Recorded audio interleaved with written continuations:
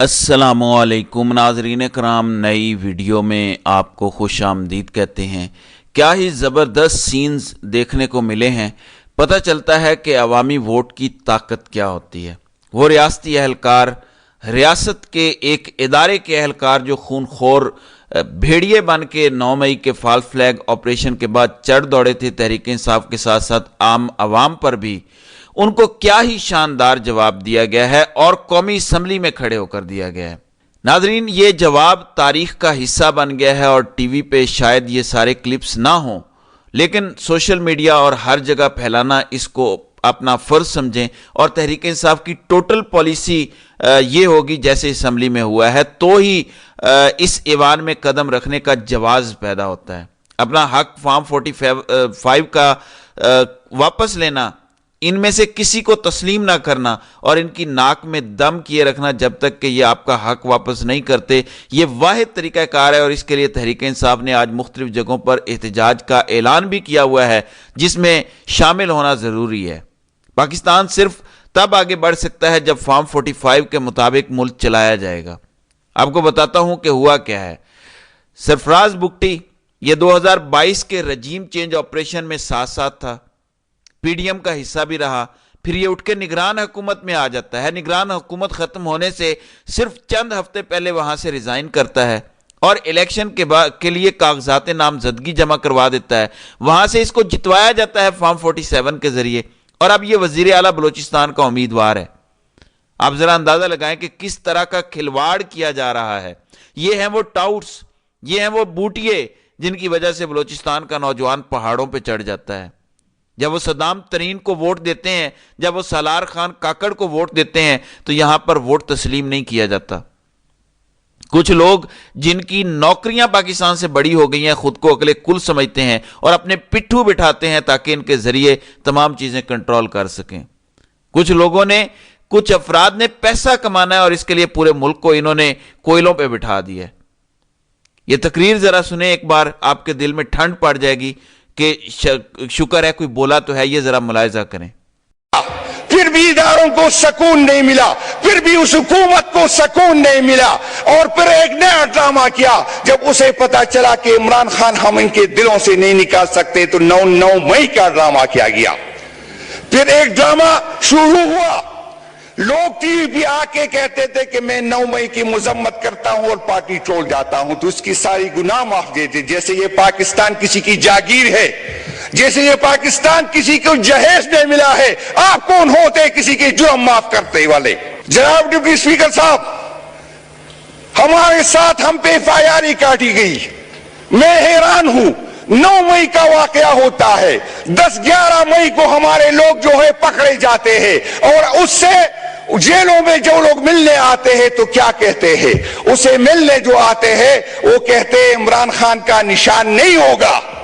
اگر supreme court نے یہ فیصلہ اس ٹائم کرنا تھا، الیکشن سے چند دن پہلے کرنا تھا، تو 10 مئی کو 11 مئی کو ان نامعلوم لوگوں کو کس طرح پتا چلا کہ عمران خان کا نشان نہیں ہوگا؟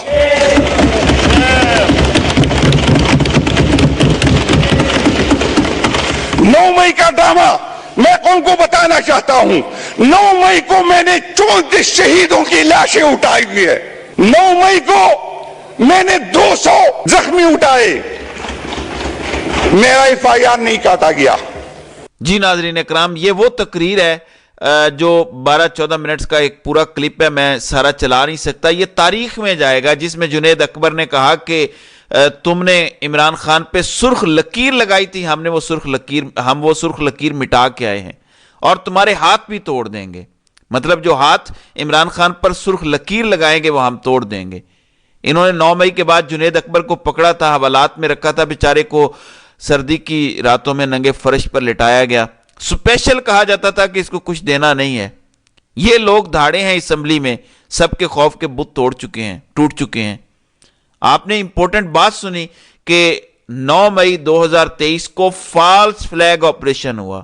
انہوں نے سب سے امپورٹنٹ بات اس کلپ میں یہ کی کہ 11 مئی کو جب ہمیں 9 مئی کے بعد گرفتار کیا گیا تو 11 مئی کو جو لوگ آئے انہوں نے کہا کہ عمران خان کا نشان نہیں ہوگا۔ کیسے انہیں پتا تھا؟ فیصل واڈا کو کیسے پتا تھا 6-8 مہینے پہلے کہ میں تحریک انصاف کا نشان نہیں دیکھ رہا؟ کیسے پتا تھا؟ قاضی صاحب بہت سارے جواب آپ کو دینے ہیں۔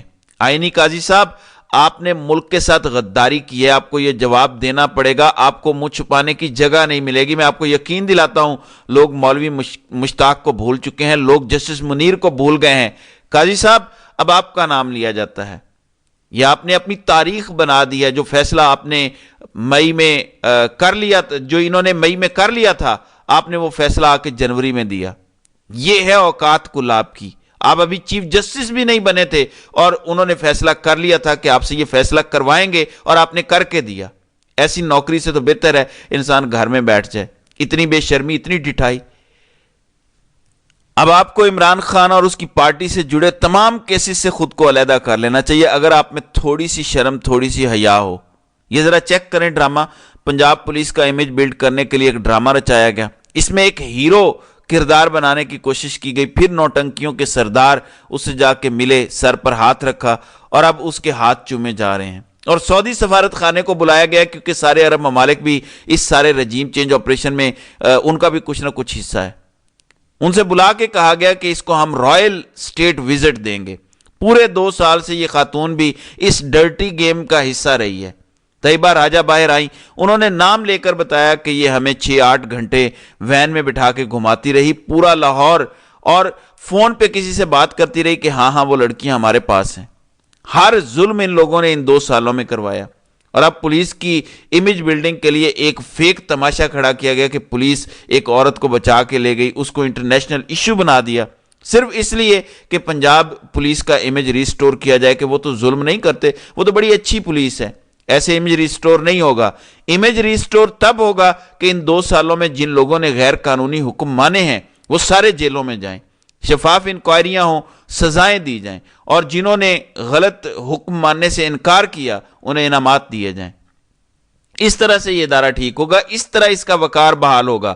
عدلیہ ہو یا اوپر والے ہوں، ہر ادارے میں جب تک اس طرح سے نہیں ہوگا اس وقت تک پاکستان آگے نہیں بڑھ سکتا۔ تو خاتون کو بچانے والا بھی ایک نوٹنکی تھا، سب ڈرامہ تھا، اور پورا پاکستان نوٹنکی کے ذریعے چلایا جا رہا ہے۔ یہ اصل میں پاکستانی قوم کو حقارت کی نظر سے دیکھتے ہیں۔ 76 سال سے بلوچستان والے، قبائلی علاقوں والے، ایون خیبر پختونخوا اور کچھ سندھ میں بھی لوگوں نے شور ڈالا، ہم سمجھ ہی نہیں پائے۔ لیکن جب ہمارے اپنے گھروں کو آگ پہنچی تو سمجھ آئی کہ وہ بیچارے شروع سے ٹھیک کہتے تھے، بنگالی بھی ٹھیک تھے، بلوچ بھی ٹھیک تھے، خیبر پختونخوا کے لوگ بھی ٹھیک تھے، سارے ٹھیک تھے، ہم غلط تھے۔ بڑی لیٹ آنکھیں کھلی ہیں، لیکن ایسی آنکھیں کھلی ہیں کہ اب بند نہیں ہو سکتی۔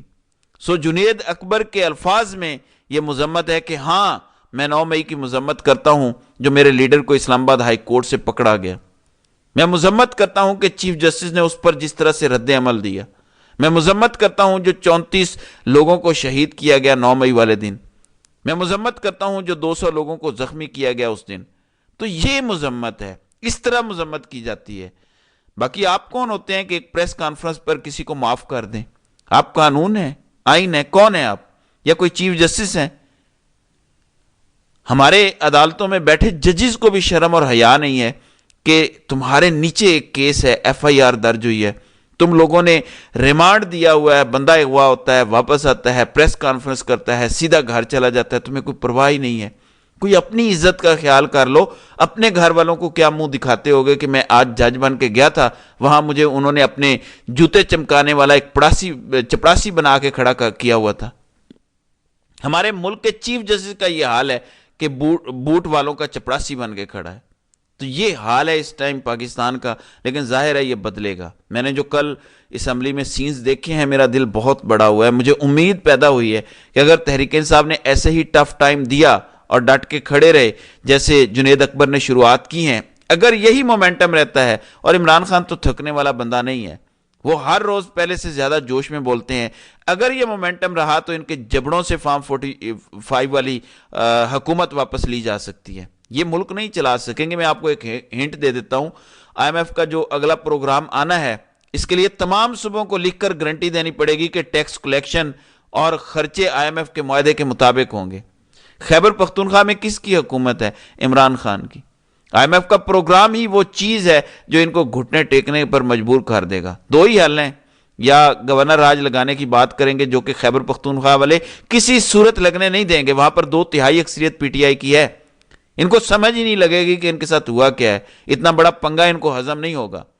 تو IMF کے اس پروگرام پہ اب تک جب تک PTI کے دستخط نہیں ہوں گے یہ وہ پروگرام لے نہیں سکتے، اس لیے ان کو نیگوسیشنز کرنی پڑیں گی، سیٹیں واپس دینی پڑیں گی، اور آپ دیکھتے جائیں یہ بہت جلد ہوگا. تو ناظرین کرام، آپ کی اس ویڈیو کے حوالے سے کیا رائے ہے؟ آپ اپنی رائے کا اظہار کامنٹ سیکشن میں ضرور کیجئے گا.